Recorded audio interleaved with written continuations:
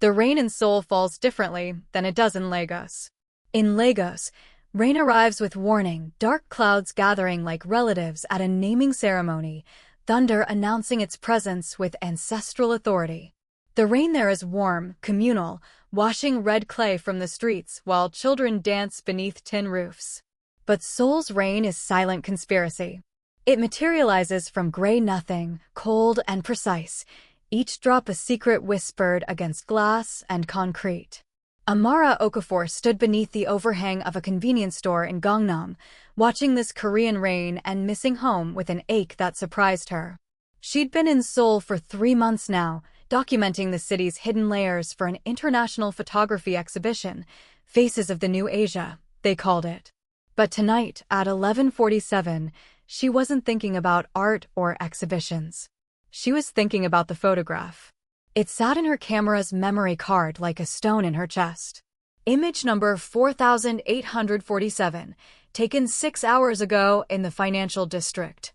She'd been shooting the contrast between old food vendors and new skyscrapers when she'd noticed them, 3 men in expensive suits, standing too close in the alley beside the Hanwha building, their body language screaming confrontation. Her photographer's instinct had kicked in. She'd raised her camera, adjusted for low light, and captured it. The tall Korean man with silver hair passing a manila envelope to someone who definitely wasn't supposed to be receiving it. The other man's face, caught in profile, had made her blood cold even before she recognized him from the news. Pavel Sokolov, wanted by Interpol for arms trafficking and cyber warfare. And now, 6 hours later, Amara had made a mistake that might cost her everything. She'd meant to back up her photos to her personal cloud account, the secure one, encrypted, accessible only to her. Instead, exhausted and distracted by her mother's voice notes from Lagos asking when she'd come home for her sister's wedding, she'd uploaded the entire day's work to her agency's cloud server.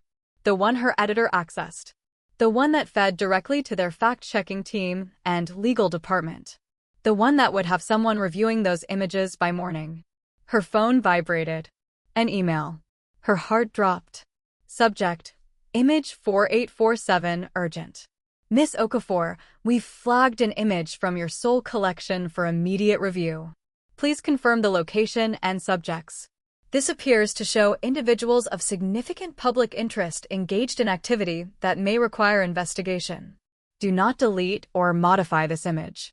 Our legal team will contact you within 24 hours. Editorial Board, Witness International. Amara's hands shook. This was exactly what she'd feared. Witness International wasn't just a photography agency. They were investigative journalists, documentarians who'd exposed war crimes and government corruption. If they recognized that photograph for what it was, they'd pursue it. They'd publish it.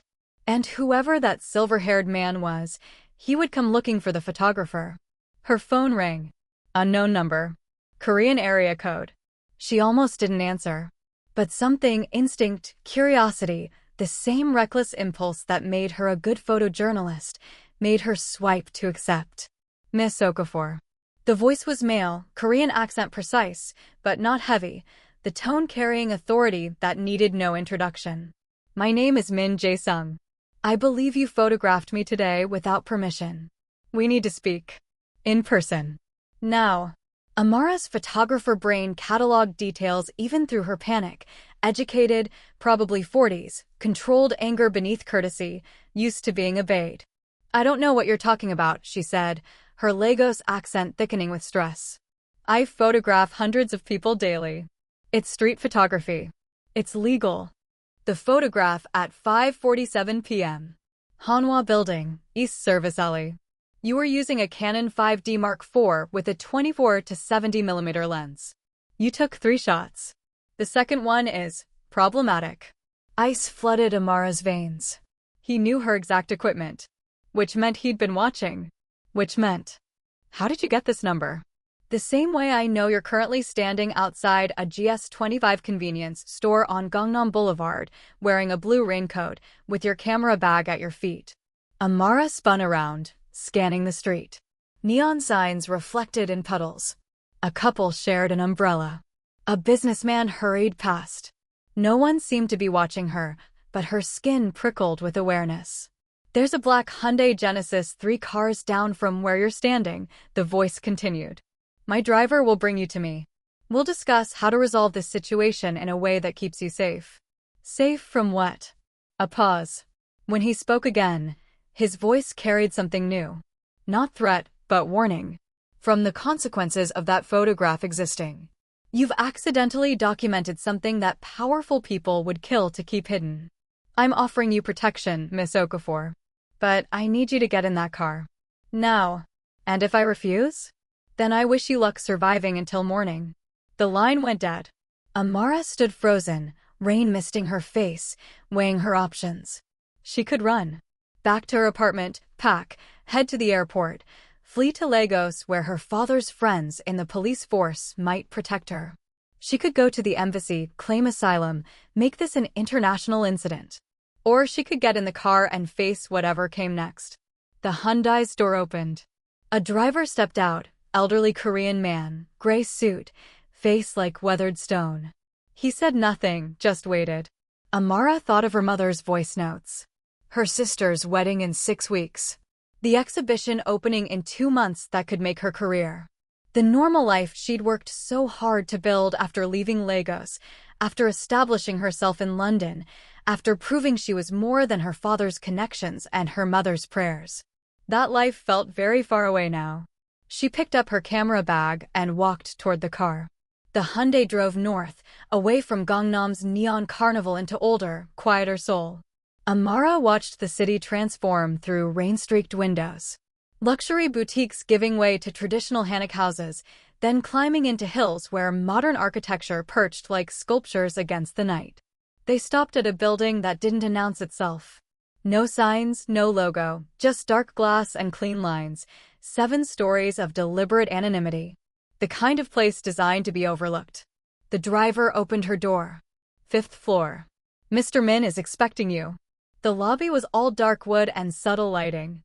Expensive minimalism that spoke of taste rather than ostentation. An elevator required a key card, which the driver provided before bowing slightly and departing. Amara rode up alone, her reflection ghostly in the polished doors.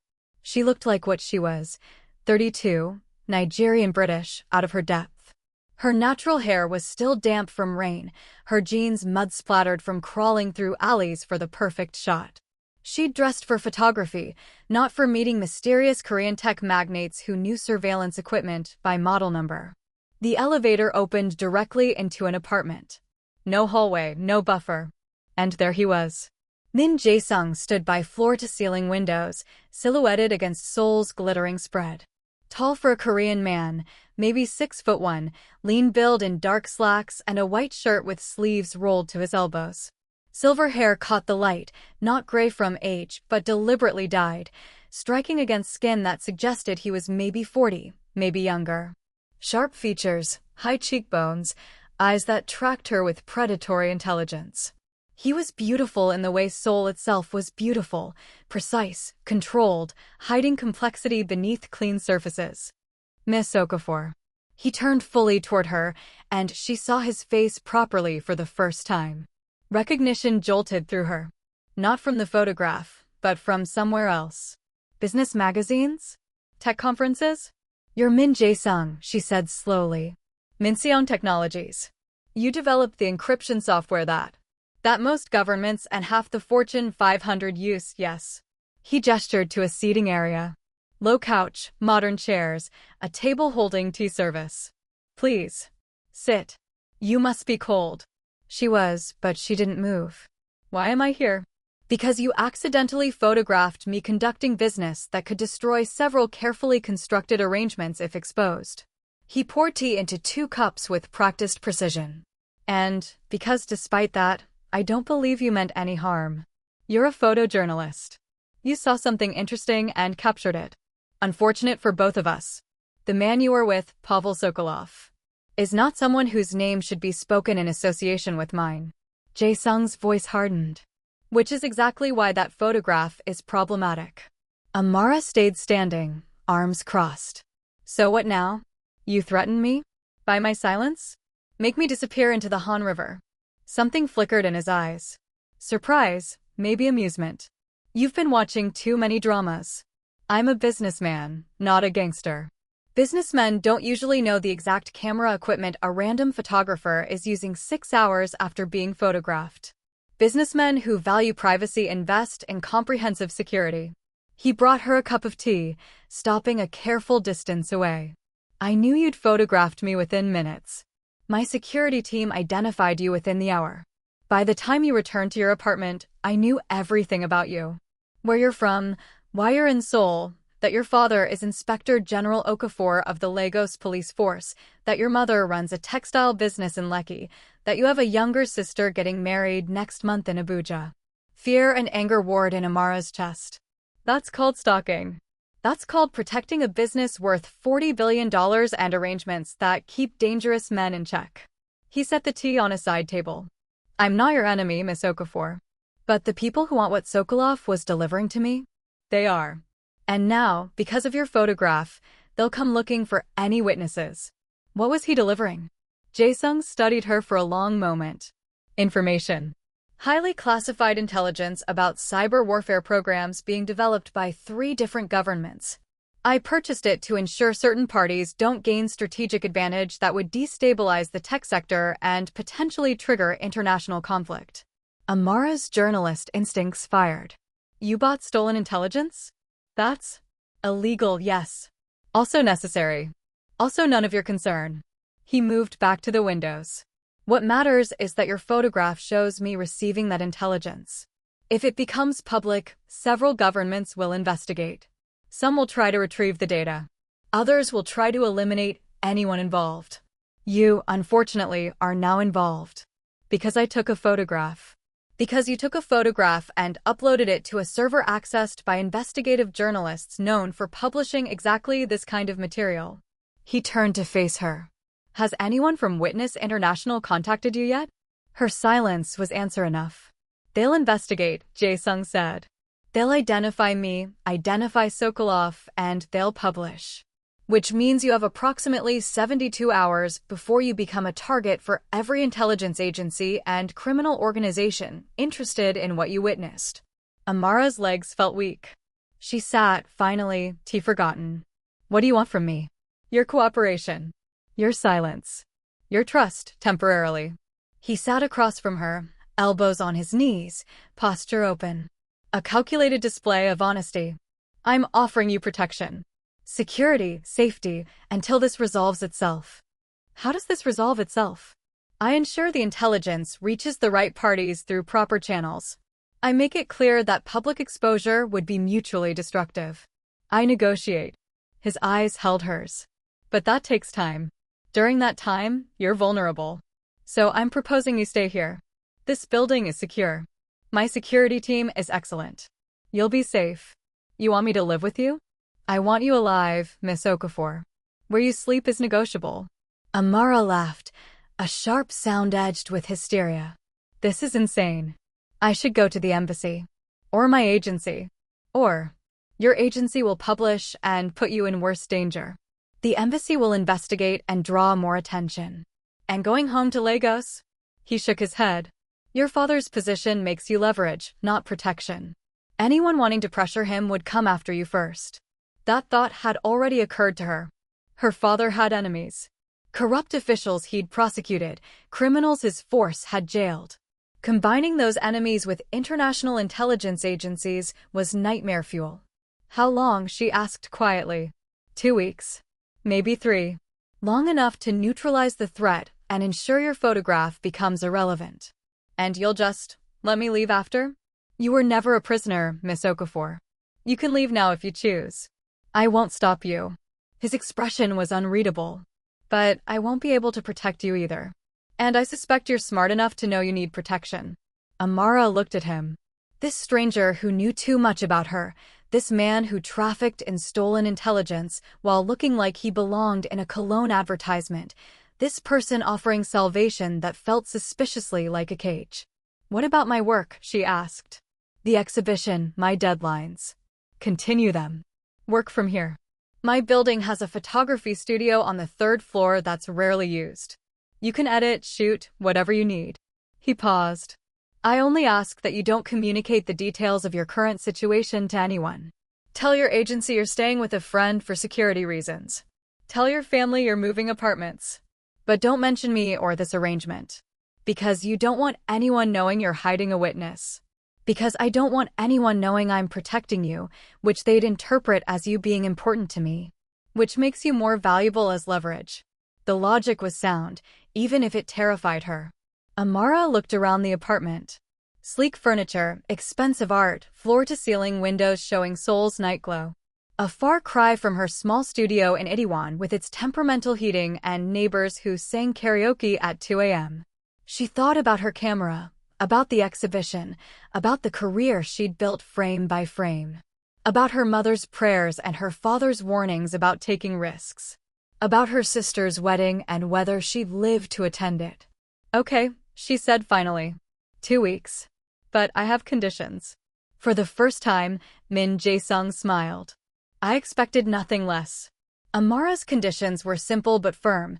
Private space, unrestricted access to her work materials, daily check-ins with her family, and absolute transparency about any threats to her safety.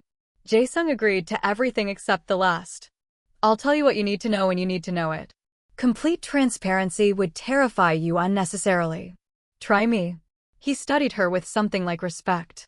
There are currently 4 groups monitoring the situation: Russian intelligence, Chinese state security, the CIA's cyber division, and a private military contractor called Sentinel Group. All want the intelligence Sokolov delivered. All would consider you a valuable interrogation subject. Amara's stomach turned. You said this would be resolved in 2 weeks. It will be. I'm already negotiating. But negotiations in this world move slowly. Too fast and people get suspicious. Too slow and situations escalate. Trust me, Miss Okafor. This is what I do. Trust. Such a simple word for something so impossible. He showed her to a guest suite on the 4th floor. Smaller than his penthouse, but still luxurious by any standard. Bedroom with a view of Seoul Tower, bathroom with a soaking tub, small living area with a desk she could use for editing.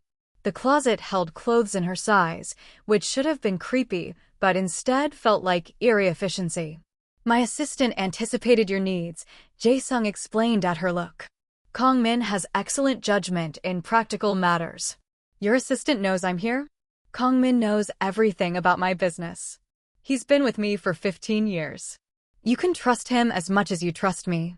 A slight smile. Which is to say, cautiously. That night, Amara couldn't sleep. She lay in an unfamiliar bed in an unfamiliar room, listening to Seoul's distant hum and thinking about the chain of events that had led here. One photograph. One upload error. One phone call. Her mother would say it was God's plan. Her father would say it was poor operational security. Her sister would say it was the universe's way of giving Amara a story she couldn't resist. Maybe they were all right. She got up, grabbed her camera, and began editing photos from the past 3 months. Work was meditation. The familiar rhythm of selection, adjustment, storytelling through image. She'd captured Seoul's contradictions, ancient temples beside tech campuses, elderly women in hanbok sharing subway cars with teenagers in streetwear, the city's constant negotiation between tradition and innovation. Dawn was breaking when she heard movement from the floor above. Water running. Footsteps. The building waking up. Amara made her way to the penthouse, following coffee's rich smell. Jae-sung stood in his kitchen, and it was shocking how different he looked. Gray sweatpants, black t-shirt, silver hair still damp from the shower, feet bare. Human instead of corporate. Young instead of ageless. You're awake early, he said without turning around. Couldn't sleep. How did you know I was here? He gestured to a small tablet on the counter showing security feeds. Motion sensors. The building knows when anyone moves between floors. That's not at all creepy. He smiled, handing her coffee in a simple white mug. You prefer it black with sugar. 2 packets, according to the cafe you frequent in Itaewon. Seriously? You had someone follow me to coffee shops. I had someone ensure you weren't already under surveillance by hostile parties. The coffee preference was incidental intelligence. He leaned against the counter, studying her. You're uncomfortable with how much I know about you. You're uncomfortable with how little I know about yourself. Fair. He considered. What would you like to know? Everything. But start with why a tech billionaire is buying stolen intelligence from arms dealers. Jae-sung was quiet for a long moment, coffee cup held between both hands like prayer. When he spoke, his voice carried weight. 6 years ago, my younger brother was killed in what was officially ruled a cyber attack that caused a manufacturing facility malfunction. Officially. Unofficially, it was assassination. Targeted code that overrode safety protocols and caused an explosion. He was 28. Amara's breath caught. I'm sorry. The group responsible called themselves digital mercenaries. They sold cyber weapons to the highest bidder. Governments, corporations, criminals, anyone with money. They're still operating. Still selling. Still killing people through code and calling it accidents. And Sokolov has information about their current operations, including client lists and planned attacks. I purchased it to stop them. To expose them. To finally hold them accountable for my brother's death and hundreds of others. He looked at her directly, and Amara saw grief there. Old but not healed, covered by years of careful control. So yes, I broke laws. Purchased illegal intelligence. Conducted business with a criminal. But I'm trying to save lives, Miss Okafor. I've just learned to work in gray areas where the law can't reach. The journalist in Amara wanted to probe, question, verify. But the human in her recognized pain when she saw it. What was his name? She asked softly. Your brother. Min Jae-won. He was brilliant, better with code than I'll ever be. Kind. Idealistic. Everything I'm not. Jae-sung's smile was bitter. He believed technology could save the world. Instead, technology killed him. They stood in silence, drinking coffee while Seoul brightened outside the windows. I lost someone too, Amara heard herself saying. My best friend, Chioma. We grew up together in Lagos, came to London together for university. She was a journalist. Investigative, fearless. 5 years ago, she was killed covering a story about oil corruption in the Niger Delta. Jae-sung waited, letting her speak.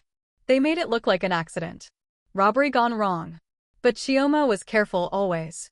She knew the risks. Amara's hand tightened on her mug. That's why I became a photographer instead of a traditional journalist. I tell stories, but from a distance. Through images instead of words. I thought it was safer. But you still take the photographs others won't. Still go into alleys and document uncomfortable truths. Chioma would have done the same. My brother would have admired that. Their eyes met and something shifted. Recognition, perhaps. 2 people carrying their dead, trying to honor them through the work, through the risk, through refusing to look away from hard truths. We're quite a pair, Jae-sung said quietly. Broken people trying to fix broken things. Or maybe just trying to make the breaking mean something. The first week passed in strange routine. Amara worked in the 3rd-floor studio, editing photos and corresponding with her agency about the exhibition. She told them she was staying with a friend for security reasons, not entirely a lie, and they accepted it with the casual concern of people used to photojournalists operating in gray zones. Her family was harder to deceive. Her mother's video calls always began with, "You look tired, Amara. Are you eating? Are you praying?" Her father's emails asked careful questions about her location and security situation. Her sister demanded pictures of wherever she was staying, suspicious of Amara's vague responses. She sent photos of Seoul from the windows, carefully cropped to exclude identifying details. Jae-sung was often gone. Meetings, negotiations, the mysterious business of managing a tech empire while conducting black market intelligence operations.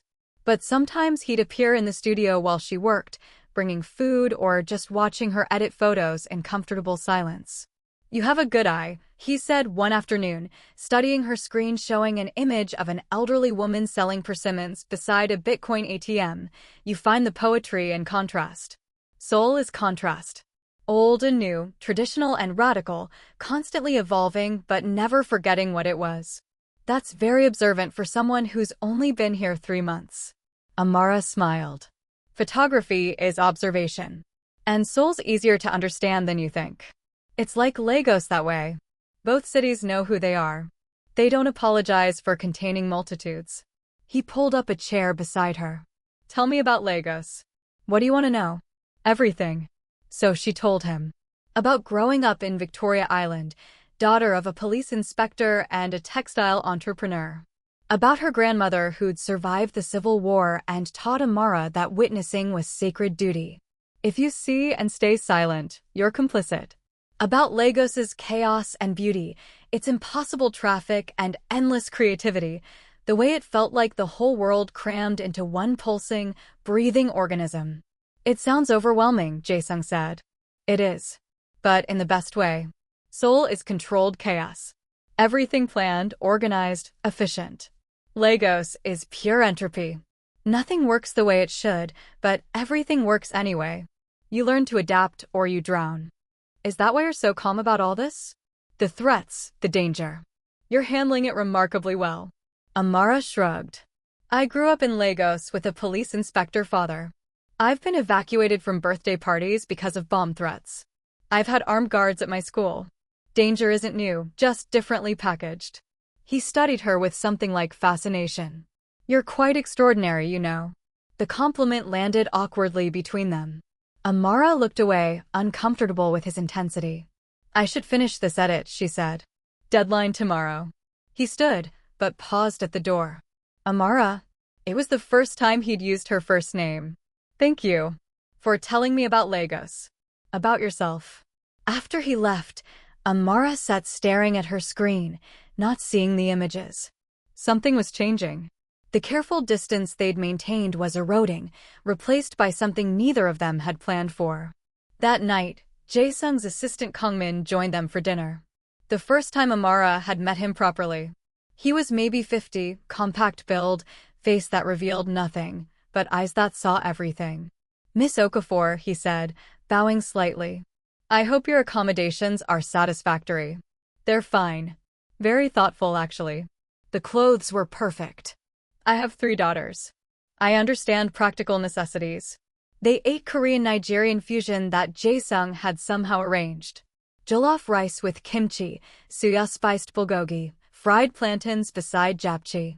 It shouldn't have worked, but it was delicious. This is dangerous, Amara said around a mouthful of fusion heaven. The food? Jae-sung asked.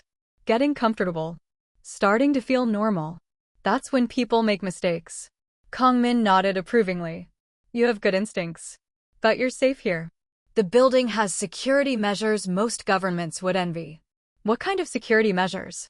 Biometric access, thermal imaging, AI-monitored perimeter, secured servers, panic rooms on every floor, and… She doesn't need to know all that, Jae-sung interrupted. Amara corrected. And yes, I do. If I'm trusting you with my life, I should know how you're protecting it. The 2 men exchanged glances. Kangmin smiled faintly. She's right. And she handles information well. Not everyone could learn about Russian intelligence surveillance and sleep soundly. I didn't sleep soundly, Amara admitted. I just didn't panic. There's a difference. After dinner, Kangmin excused himself. Amara and Jae-sung migrated to the penthouse's living area, where floor-to-ceiling windows showed Seoul's night lights like fallen stars. He likes you, Jae-sung said. Kangmin doesn't like most people. He's protective of you. He's been handling my logistics since I started the company. Before that, he was my father's head of security. Jae-sung paused, searching for words. He's family. You're lucky. Family you choose is sometimes stronger than family you're born into. Is that why you left Lagos? To choose your own family. The question was gentle but perceptive. Amara curled into the corner of the couch, considering her answer. I left because I needed space to become someone other than Inspector General Okafor's daughter. In Lagos, that's who I was first. His daughter, his legacy, his responsibility. In London, I could be just Amara. In Seoul, I'm not even Amara. I'm the foreign photographer, the African woman with the camera, the outsider documenting the city. And you prefer that? Being the outsider. I prefer choosing my own identity instead of inheriting one. Jae-sung nodded slowly. I understand that. I inherited Minseong Technologies from my father when I was 25. Too young, too inexperienced, too emotional after Jaewon's death. Everyone expected me to fail, to sell the company or run it into the ground. But you didn't. No. I became someone else. Someone harder, smarter, more ruthless. Min Jae-sung, the tech prodigy, the encryption genius, the billionaire who turned grief into innovation. His smile was self-mocking. The man in magazines, the one who gives interviews about disruption and visionary thinking. But that's not who you are. That's exactly who I am now. I performed the role so long it became real. Amara understood that better than she wanted to admit. How many versions of herself had she performed? Dutiful daughter, rebellious artist, careful survivor, fearless photographer? Maybe we're all performing, she said softly. Maybe that's just being human. Choosing which parts of ourselves to show, which to hide. And which parts are you hiding, Amara Okafor? The question hung between them, intimate and dangerous. The scared parts, she admitted. The lonely parts. The parts that wonder if I'm just running from everything instead of toward something. Jae-sung moved closer, not touching but present. And here I thought I was the only one running. We're all running from something. The question is whether we ever stop long enough to look back and see if what we're running from is worth escaping. His hand found hers. Gentle pressure, warm skin, the first deliberately intimate touch between them. What if what we're running from is just ourselves? He asked quietly. Amara looked at their joined hands, then up at his face. Silver hair catching light, dark eyes holding questions, expression vulnerable in ways she suspected he rarely allowed. She should pull away. Maintain boundaries. Remember, this was temporary protection, not intimacy. Instead, she squeezed his hand. Then maybe we stop running, she said. And see what happens. The shift happened gradually, then all at once. Mornings became rituals. Coffee together, Amara showing Jae-sung her photos from the day before, him explaining Korean cultural contexts she'd missed. He taught her Korean phrases beyond basic greetings. She taught him Yoruba expressions that made him laugh at their directness. Africans don't waste words, she explained. If you're being foolish, we tell you you're behaving like someone the sun has touched your head. No gentle euphemisms. Koreans are also direct, just more politely. We'll say, it might be better if. When we mean, you're absolutely wrong. That sounds exhausting. It is. That's why I prefer your honesty. The touches multiplied. Hands brushing while passing coffee, his fingers straightening her collar, her palm on his shoulder for balance when examining security feeds. Each touch felt like negotiation, like asking permission while granting it. Kongmin watched with knowing eyes, but said nothing. 10 days in, everything changed. Amara was editing late-night photos when Jae-sung burst into the studio, face tight with barely controlled anger. Pack essentials. We're leaving. Now. Her heart lurched. What happened? Sentinel Group found this location. They're coming. My security estimates 15 minutes before they breach the building. Amara's hands shook as she grabbed her camera and hard drives. How did they find us? Does it matter? Move. They took the stairs. Jae-sung leading, Kongmin behind them, both men armed with weapons that looked military-grade. The building's emergency system was already activating. Steel shutters descending over windows, doors locking automatically. There's a vehicle in the underground garage, Kongmin said. Untraceable. I'll drive. They emerged into the garage as explosions rocked the building above.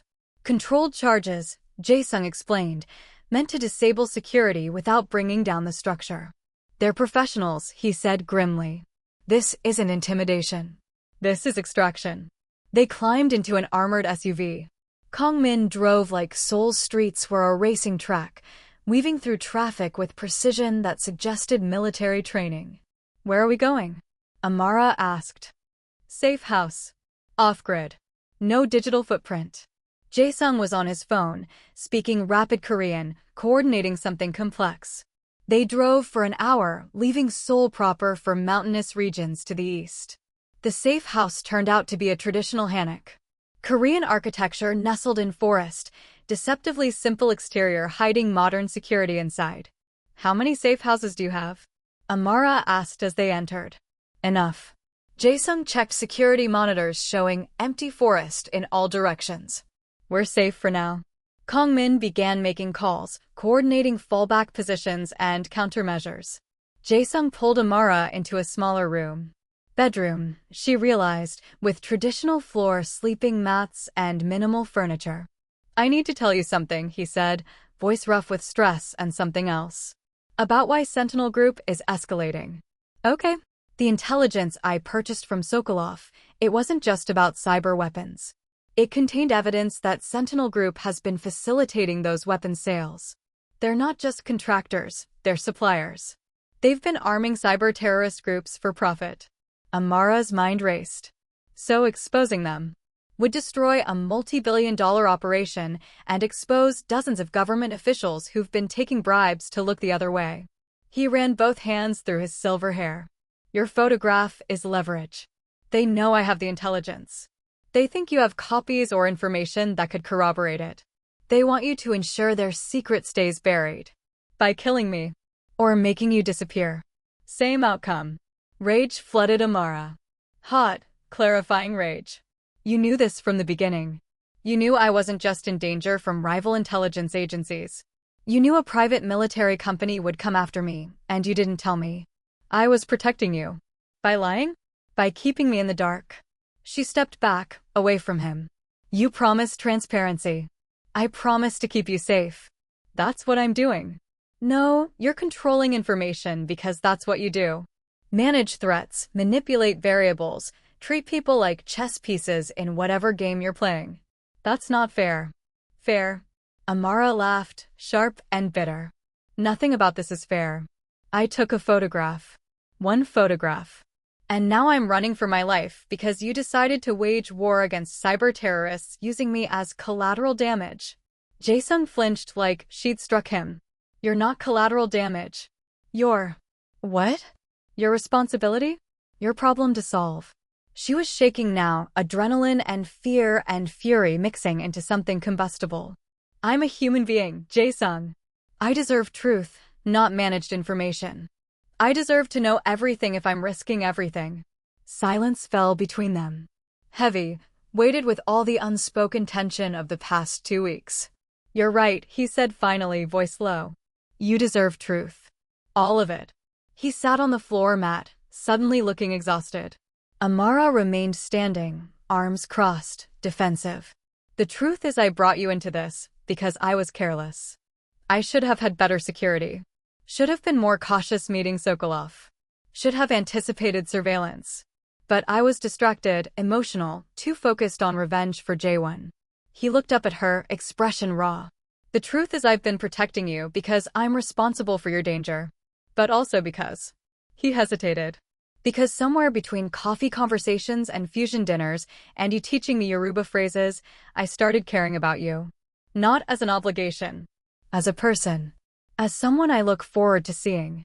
Someone whose laugh makes me forget what I'm fighting for long enough to remember why I'm alive. Amara's breath caught. The truth is I'm terrified, Jae-sung continued. Because everyone I care about gets hurt. Jae-won is dead. My parents died in a car accident that might not have been an accident. Kong-min has scars from protecting me. And now you. Brilliant, brave, infuriating you. You're in danger because of me. Because I let myself be photographed. Because I'm fighting this war. He stood, but didn't approach her. So yes, I controlled information. I managed threats. I treated this like a security operation instead of… He gestured helplessly between them. Instead of whatever this has become. And I'm sorry. I'm sorry for lying by omission. For putting you in danger. For all of it. Amara stood very still, processing. Part of her wanted to stay angry. Anger was safe, clean, justified. But anger couldn't coexist with the vulnerability in his expression, the truth in his words. I care about you too, she said quietly. That's why this hurts. Not just the danger, but the dishonesty. I need to trust you, Jae-sung. Completely. Or this, whatever this is, can't work. I know. He took a careful step closer. From now on, complete truth. Even when it scares you. Even when it scares me. Deal? She studied him. Silver-haired tech genius, accidental warrior, man carrying too much grief and trying desperately to protect what little he had left. Deal, she said. But if you lie to me again, you'll photograph my worst angles and sell them to tabloids? Despite everything, she laughed. Worse. I'll teach my mother your phone number, and she'll call you every morning to ask if you're feeding me properly. His smile was genuine, relieved. That's genuinely terrifying. My mother is a force of nature. She once made a corrupt police commissioner cry by describing in detail how disappointed she was in him. I believe it. You clearly inherited her spine. They stood facing each other, the air between them charged with everything they hadn't said, everything they were becoming despite logic and circumstances. Jae-sung reached out slowly, giving her time to retreat. When she didn't, his hand cupped her face. Gentle, reverent. I don't know how to do this, he admitted. Be honest, be vulnerable, let someone in. I've spent 6 years building walls. Amara covered his hand with hers. Then we'll figure it out together. Clumsily, probably. But together. When he kissed her, it wasn't dramatic or desperate. It was soft, questioning, and ask instead of demand. Amara answered by pulling him closer, her other hand finding his waist, grounding them both. They broke apart slowly, foreheads touching. We're in the middle of running for our lives, Amara whispered. This is terrible timing. The worst, he agreed. Want to stop? Absolutely not. He laughed, the sound free and young, and kissed her again. They spent 3 days in the safe house while Kongmin and Jae-sung's team worked to neutralize the Sentinel Group threat. Amara learned more about Jae-sung in those 3 days than the previous 2 weeks. His habit of humming while cooking, his terrible jokes in broken Yoruba, the way he mumbled equations in his sleep when stressed. She told him about Chioma, really told him. Not just the sanitized version. About their dreams of changing the world through journalism, about the fight they'd had before Chioma went to the Niger Delta. You're being reckless. You're being afraid. About the guilt Amara still carried for not going with her. She made her choice, Jae-sung said gently. Just like you make yours. Just like I make mine. We can't carry responsibility for other people's courage. Says the man avenging his brother. Which is exactly how I know. Jae-won wouldn't want me doing this. He'd want me building things, creating, moving forward. But I can't. Not until I finish what killed him. What happens after? Amara asked.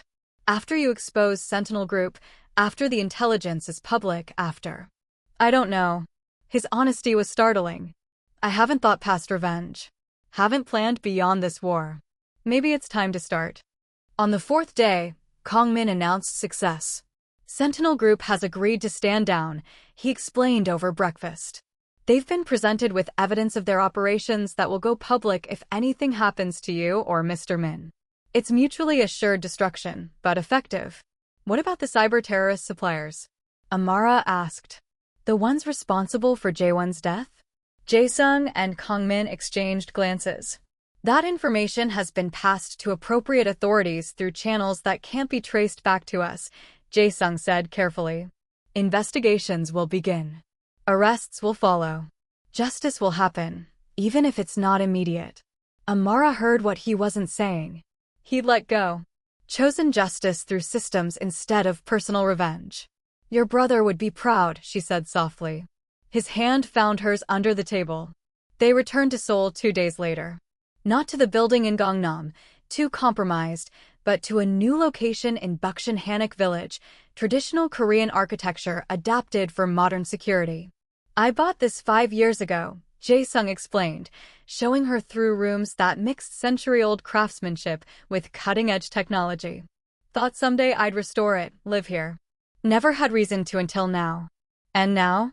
Now I have you. If you'll stay. The question hung between them, enormous and terrifying. My visa expires in 2 months, Amara said. The exhibition opens in 3 weeks. My sister's wedding is in 4 weeks. She paused. And I've been offered a position teaching photography at a university in London. She watched his face carefully. He absorbed the information with visible effort to remain neutral. Those are all good reasons to leave, he said finally. I won't ask you to give them up. What if I want to? Not give them up, but Adjust them. Delay the teaching position. Extend the visa. Stay longer, see what? He kissed her before she could finish. When they broke apart, both breathless, he pressed his forehead to hers. Stay, he whispered. Not forever. Not if it's not right.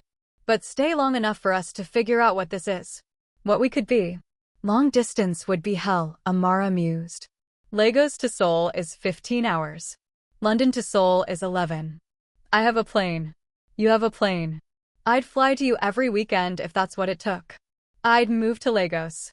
London. Anywhere. His intensity was overwhelming. I've spent 6 years alone, Amara. Buried in work and revenge. I don't want to be alone anymore. She thought about her life before. Safe, planned, carefully controlled. And she thought about the past month. Terrifying, chaotic, unpredictably alive. I'll stay, she said. Through the exhibition. Through figuring out visa extensions. Through seeing where this goes. She smiled. But you're coming to my sister's wedding. My mother will want to meet the man who's been keeping me in Seoul. Meeting your mother terrifies me more than Russian intelligence. As it should. The exhibition opening 3 weeks later was everything Amara had dreamed and nothing she'd expected. Faces of the New Asia showcased her soul work. Contrasts and contradictions, moments of beauty in daily life, the city's constant evolution captured in silver and shadow. But the centerpiece was different. Image 4847. Not the original, that had been destroyed per the agreement with multiple intelligence agencies.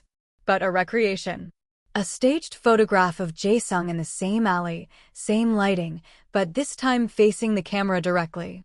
No envelope, no Sokolov. Just a man caught between light and dark, traditional architecture framing modern danger. She titled it The Weight of Secrets. Jae-sung stood beside her at the opening, arm around her waist, watching art critics and collectors examine the work. They're calling it haunting, he murmured in her ear. Prophetic. A meditation on the cost of hidden knowledge. They don't know the half of it. That's what makes it art. Amara's family had flown in. Her parents, her sister Kemi with her fiancé, her grandmother who'd insisted on making the journey despite everyone's protests. Her mother had taken one look at Jae-sung and pulled him into a hug that clearly surprised him. Thank you for keeping my daughter safe, she'd said simply. Thank you for raising someone worth protecting, he'd replied. Now her father approached, distinguished in Agbada robes beside Jae-sung's elegant Korean suit, two cultures meeting in mutual respect. Your young man has been very forthcoming, Inspector General Okafor said to Amara. About your adventures. I hope I didn't cause an international incident. You exposed corruption and prevented violence. In my book, that's called good police work, even if unintentional. He shook Jae-sung's hand firmly. You have my approval. But hurt my daughter and Inspector General or not, I'll find you. Understood, sir. After her father moved on, Amara laughed at Jae-sung's expression. That was terrifying. Welcome to my family. We don't do subtle. Kemi appeared, dragging her fiancé. So this is the mysterious Korean tech genius who swept my sister into dangerous intrigue? I wouldn't say swept, Jae-sung started. He absolutely swept, Amara interrupted. Dramatically. With threats and security teams. It was necessary security, he protested. Romantic, Kemi declared. Are you coming to the wedding? I wouldn't miss it. Good. Because Amara's been sad since Chioma died. We needed someone to make her laugh again. The comment hit them both. Jae-sung's hand tightened on Amara's waist. Your sister would have liked him, Kemi said softly to Amara. Chioma always said you needed someone as stubborn as you. Someone who wouldn't let you hide behind the camera. Later, after speeches and champagne and critics praising work that had nearly cost Amara her life, she and Jae-sung stood before image 4847, alone for a moment in the crowded gallery. Do you regret it? She asked. That photograph? Everything that followed. He considered seriously. I regret the danger you faced. The fear, the complications. But regret meeting you? Regret this? He gestured between them. Never. Good. Because I'm thinking of staying in Seoul. Permanently. His breath caught. Amara. London can wait. Lagos will always be home, but Seoul. She smiled. Seoul has you. And apparently, I've become someone who makes terrible decisions for good reasons. Falling in love with a paranoid tech billionaire is not a terrible decision. It absolutely is. But I'm doing it anyway.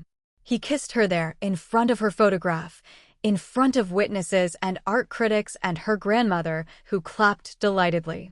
When they broke apart, Amara realized her camera was in her bag. Instinct had her pulling it out, adjusting settings, preparing to document. "What are you doing?" Jae-sung asked. "My job. Capturing moments worth remembering." She raised the camera. "Smile. I don't photograph well. You photograph beautifully. Now stop being difficult and smile at the woman you love." He did. Genuine, unguarded, happy in ways she'd never seen. She captured it, silver hair catching gallery light, dark eyes warm, expression open. A man no longer hiding. Later, she'd print that photo. Frame it. Keep it private, away from exhibitions and public view. Some moments weren't for the world. Some photographs were just for them. Evidence that love could bloom in impossible soil, that danger could transform into safety, that one accidental frame could rewrite two lives. "I love you," she said, lowering the camera. "I love you too," he replied. "Even though you nearly got us both killed." "I didn't nearly get us killed. You nearly got us killed. I just documented it." Semantics. Photography. They laughed together, and somewhere above them or within them, Amara felt Chioma's approval and Jaewon's peace. The dead, properly honored. The living, finally living. The exhibition ran for 3 months.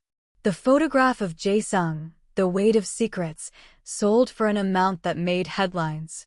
Amara donated the entire sum to foundations supporting journalists and photographers working in conflict zones, in Chioma's name. She and Jae-sung divided their time between Seoul and Lagos, building a life that honored both their cultures. He learned to cook jollof rice properly, her mother insisted. She learned to speak Korean fluently, his family insisted. They had arguments and reconciliations, cultural misunderstandings and breakthrough moments. They had ordinary days and extraordinary ones, love that was dramatic and love that was simply waking up beside each other. 2 years later, Amara opened a photography school in Seoul teaching African and Korean students alike, bridging cultures through images. 5 years later, they married in a ceremony that blended Nigerian and Korean traditions, held in both Lagos and Seoul, their families finally, completely merged. And sometimes, late at night, they'd sit with wine and look at that first photograph. The one that started everything, now in their private collection. "Best wrong upload ever," Amara would say. "Best accidental witness," Jae-sung would reply. And they'd laugh, these two people who'd found each other through danger and chosen each other in peace, their love story beginning with a photograph and continuing in every moment they chose to document together. Some images capture accidents. Some images reveal truth. And some images, the rare, impossible ones, create entire worlds. If you enjoyed this Afro-Korean love story, let me know in the comments what resonated with you. Have you ever had an accidental moment change your entire life? Share your stories below. I love hearing from you all. Until next time, keep believing in impossible love stories.